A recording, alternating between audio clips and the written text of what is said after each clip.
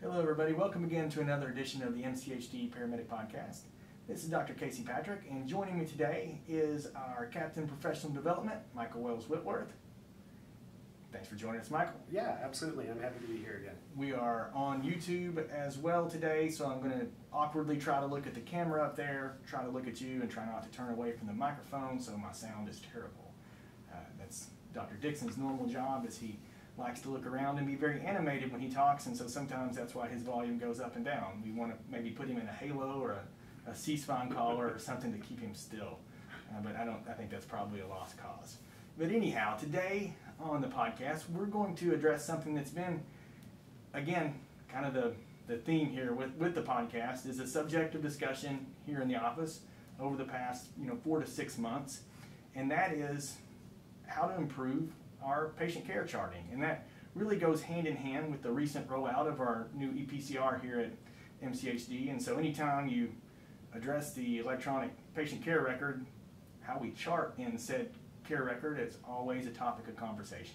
Before we roll into our charting pitfalls that we're going to discuss, this is not going to be a discussion on how to write an EMS chart. That would take days, months. That's an in-depth discussion. It's too long for the podcast. Today we're going to talk about some of the pet peeves that Michael and I have come across just in discussing this back and forth when reading electronic charts, and some of the things that we hope the listeners can take away, and maybe next time they write a chart, take 1 or 2 of these and maybe make it just a little bit better. So I'm going to roll out with number 1, and this is probably above and beyond any of the others that we talk about, the foundation, and that is stick to the facts and just the facts. The opinions of bystanders are irrelevant. One of the things that really annoys me when I see it in charts is when physicians, nurses, medics try to insert their forensic opinions. Most of us, me included, are not forensically trained, so entrance, exit wound, that sort of thing. Realistically, we don't know which one's the entrance and the exit. There are, I think probably wives' tales out there that, that entrance is always smaller than the exit. That doesn't really hold true. Again, not being forensically trained, I see a wound on the chest and a wound on the back. I can describe those wounds and describe the size, the location, but as far as what kind of caliber weapon caused the wound, which one was where it went in, where it went out, especially when there's multiple penetrating wounds, I feel like we leave our lane there a little bit. Secondly, your opinion of the patient's condition, their lifestyle choices, your opinion of their family members, those things, they don't belong in the chart at all. Again, the opinions of bystanders are irrelevant. The opinion of you really is irrelevant unless it's a fact that's directly related to patient care. Now, one of the questions I get asked often, and one of the dilemmas I have that when I'm charting myself, what happens when a patient cusses me out? F you, doctor, I get that not infrequently. And how do you document in a chart when somebody, is really derogatory towards you, or yelling, cursing, refusing care, leaving before receiving discharge summary, those sort of things in the ED. Those are impactful in the course of care because, the patient didn't take their prescription for Augmentin. They may not have taken their pain medication. They may not have taken their discharge summary. And that's not exactly applicable to your world out on the street as a paramedic, but it is in the sense that we all, unfortunately, have to deal with unsavory behaviors sometimes, and sometimes, while it is your opinion that that patient is a jerk, it's also a fact that they said certain things to you and that they refuse care in certain ways. So my take on that and my foundation when I'm charting in my practice is to only chart those behaviors and those statements and those quote unquote things that folks yell at you and curse at you when it impacts their care. If they refuse something, if they don't take something, if they don't listen or cooperate, those things in my mind impact patient care, and that's fair game for the chart. And lastly, when you're sticking to the facts and you're finishing up your note, this is one that you brought up when we reviewed this, and I agree totally. Before you hit save, read it out loud. And, sometimes I even kind of read out loud to myself at my desk. It's the best proofreading method. You'll catch tons of mistakes that way. And that way you can really have just the facts in the chart. And, your first draft's never your best draft. So, number one, stick to the facts. Number two, don't fight and bicker. So your patient care report is just patient care. It's not an instant report if something goes wrong. If you have disagreements with your partner about patient care, if you have disagreements with your supervisor or even the ED charge nurse or doc, those don't belong in the patient care chart. It's strictly a record of the care that you provided to the patient. If you do have those incidents, with your partner, work it out in the truck after the call. The cab of the truck driving back to the station is a sacred place for you and your partner to work things out and bond and develop to be a better team and learn from each other. With your supervisor, work it out after the call. If it's an ED charge nurse or doc, get your work up your chain of command. At MCHD, if it's an ED doc, get the medical directors involved. They're happy to be the go-between there. But personal vendettas and grievances are never something that we should document in the patient care chart. It's an objective, factual record of the care that we provided to that patient.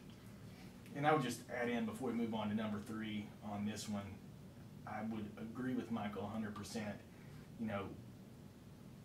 None of us like it when another colleague, another professional argues with us, chastises us, degrades us in a group setting. So if we have the chart really is a group setting. So if we have a disagreement with the ED doc, the charge nurse, folks at any receiving hospital, that's a really difficult situation. And the best thing you can do is keep the high ground there, stay above the fray. And it's not that me as the medical director doesn't care about those incidents. I absolutely do.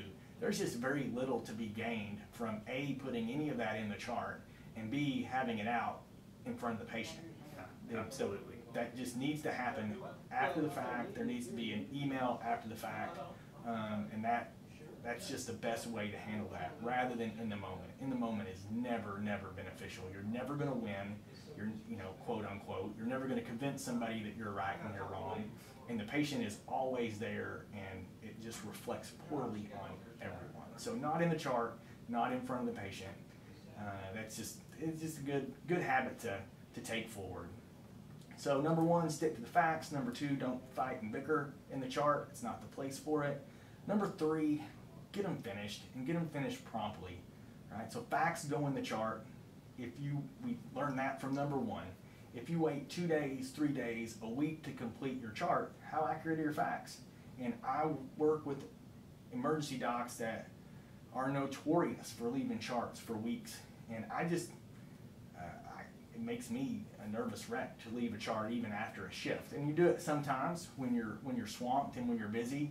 I would say that if you have to leave a chart because of fatigue, because you finish up your shift and you got to go to your brother's wedding, or you get a call that your child's sick and you leave to go care for a child or a loved one or a spouse or whatever it may be. Those things happen, and sometimes we have to leave them.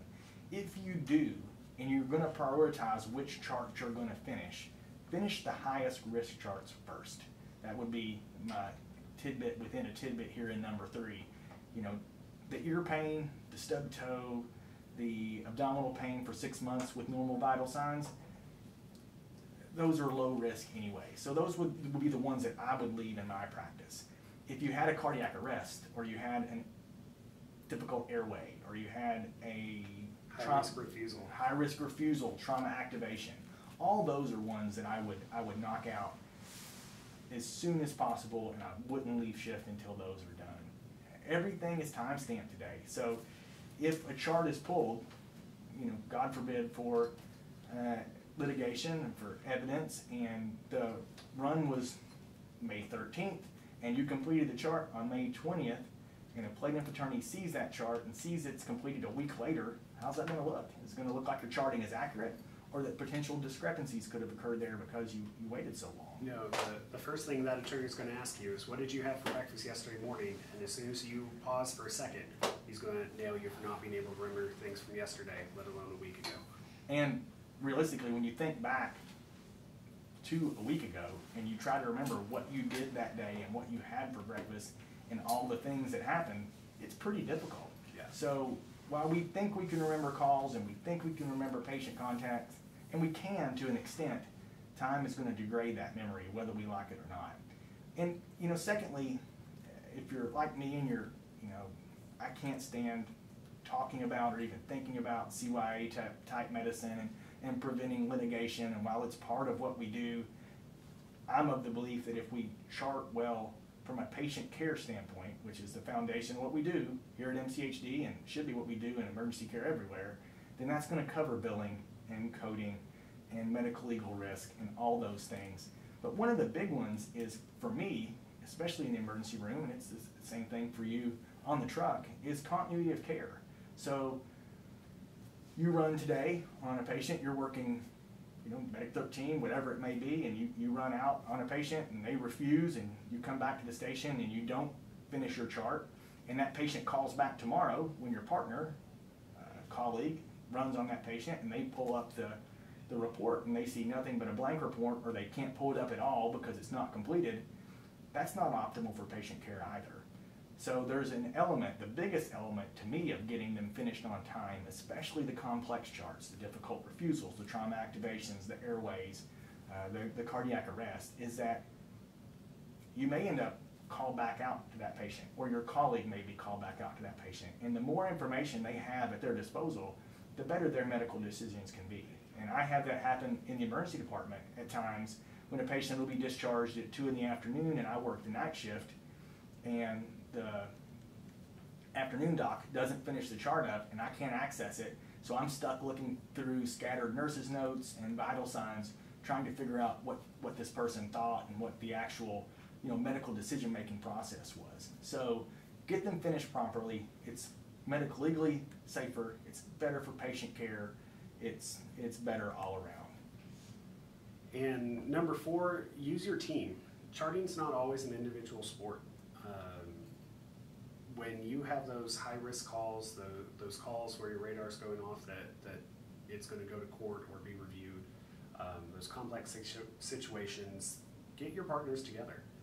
When I run a big cardiac arrest and we do everything under the sun, I'll talk to my partner, I'll call my supervisor that was on scene, go through the list of all the procedures that we did, make sure I've got them in the right order and about the right timeline, because as humans, our brains are fallible, our memories are fallible, and 2 or even 3 brains are better than 1 at trying to remember those events. In those high stress situations, we tend to, our time perception is skewed, and it can make things difficult to remember the exact events that happen. So get your team together, and we're not talking about conspiring to create a deception or to cover up something. Just make sure that everybody remembers things the same way and you're getting the most accurate version of events down on paper. I remember a situation, a patient that I took care of, and it's been 12, 14 years ago now, and really sort of imprinted the importance of this to me in my practice. And I'll tell the story and de-identify a little bit. I was taking care of a child. This was the start of a busy shift. I was fairly new out of residency, so I was nervous enough at baseline. And the department was busting at the seams, and the chief complaint up on the board was dysuria. So I thought, oh, this is straightforward. Get a urine sample, get some antibiotics, get things rolling.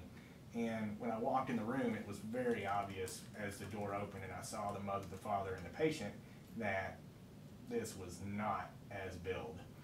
The mother was distraught, the child was withdrawn, the father was beyond irate, big, large, burly man. It was just, he was being a father. And the child wasn't there for dysuria. The child was there because there was concern that they had been assaulted by a neighbor and sexually assaulted. So it was obviously a much bigger deal than dysuria. So I knew as soon as I opened that door, my radar went off that, oh, this is going to be taken to court. I'm going to be called as a witness on this. There's no way around it. So I knew that going in, and I was very sensitive to that and thorough documentation and thorough care for the patient, and did a thorough examination, thorough STI testing and STI treatment, and I was concerned that the father was going to retaliate against the perpetrator here, or the presumed perpetrator. And so I actually called, this was a Sunday, I called to the children's hospital where our sexual assault nurses were, and actually had them come in, or asked them very kindly to come in on call that day, because it wasn't really a time-sensitive emergency. They could have been examined the next day, but I was concerned the father was going to go home and commit another crime. So I really wanted them to have a place to go so that they could close the loop here and feel like they were totally, the son was totally taken care of. And so in this process, I documented I's dotted, T's crossed throughout. I saw very clear evidence on my exam of trauma and documented as such, and sent the patient on their way to see the specialist, and thought, done and dusted, good job, Casey. You thought through that, you've filled in all the gaps, and this won't be any trouble when it comes along. And sure enough, 14 months later, I got the call that to be a witness in the trial, and went back and pulled up the electronic record to look through my note, and thought, yeah, it really looks great. You're going to be home free. And it was my first time as a witness in a trial in front of the court and in front of two lawyers. So I was very nervous. And when I went to, I don't even know why I did it. I went to review my chart, and our computer system was connected under the same hospital umbrella as the children's hospital. So I pulled the sexual assault nurse exam up where they were seen later that day, and the documentation on the chart from them was normal. And my stomach dropped.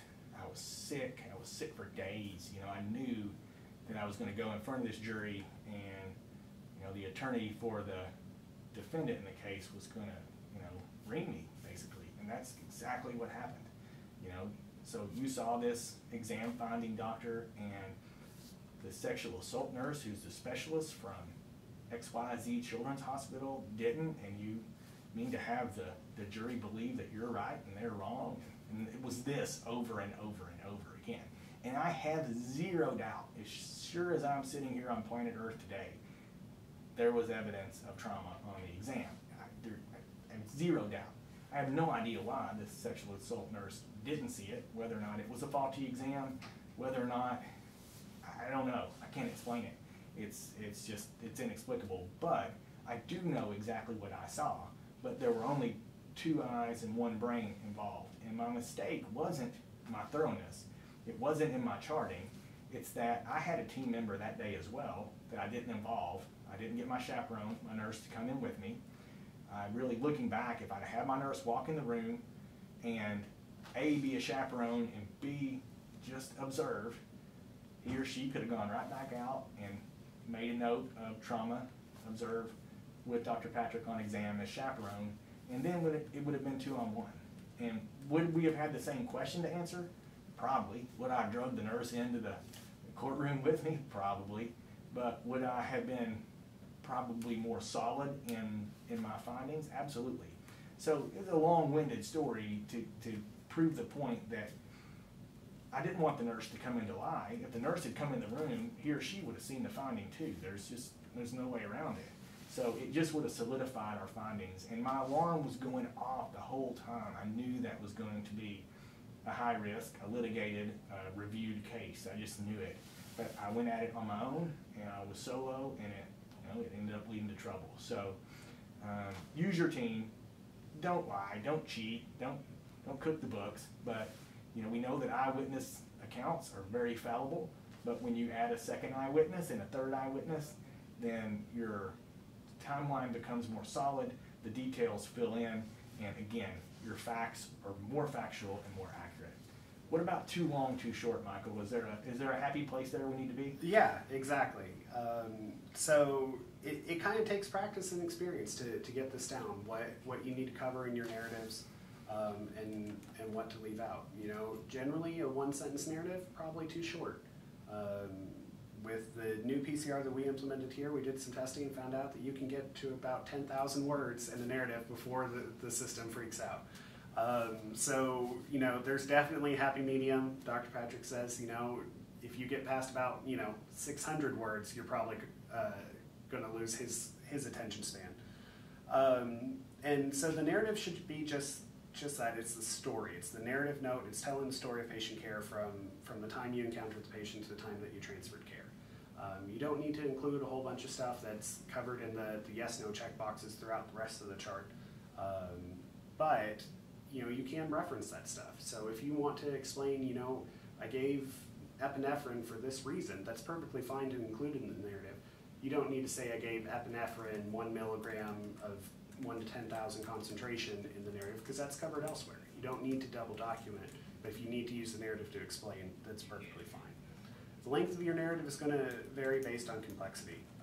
You know, your stub toe that's been sore for 3 days, that all you do is give them a ride to the hospital, probably going to be a pretty short narrative.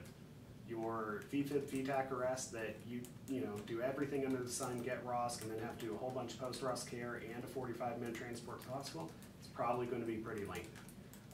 So your details and your length of your narrative is going to vary based off of how severe your case was. And then, once again, avoid double documenting.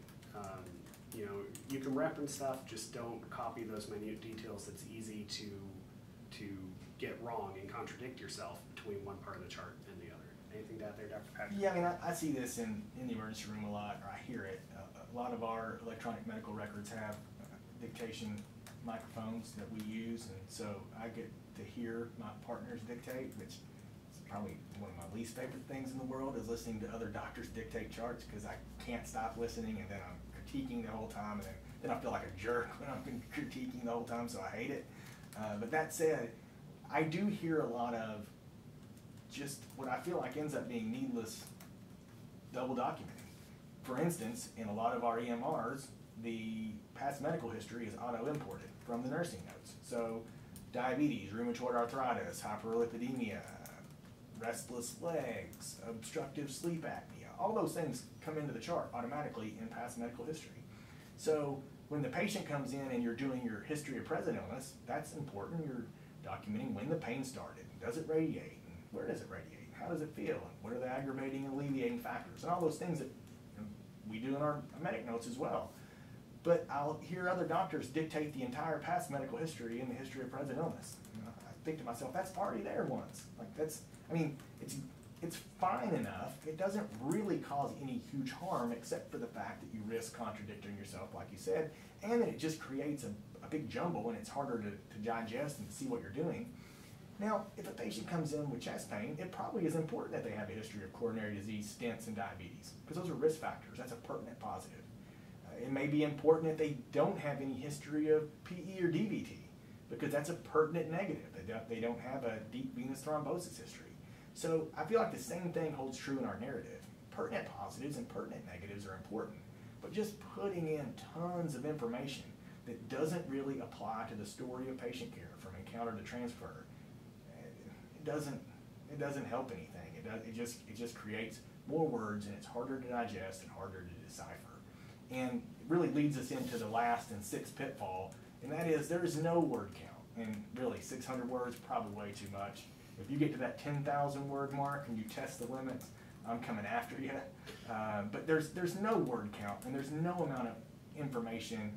There's no beautiful flowing prose that you can create that's going to cover up poor care and poor attitude. And if you're a jerk, you're going to get patient complaints. You're eventually going to get sued, because we know that jerks get sued and get complaints. And there's no amount, there's no beauty, there's no word count number of charting that's going to fix that.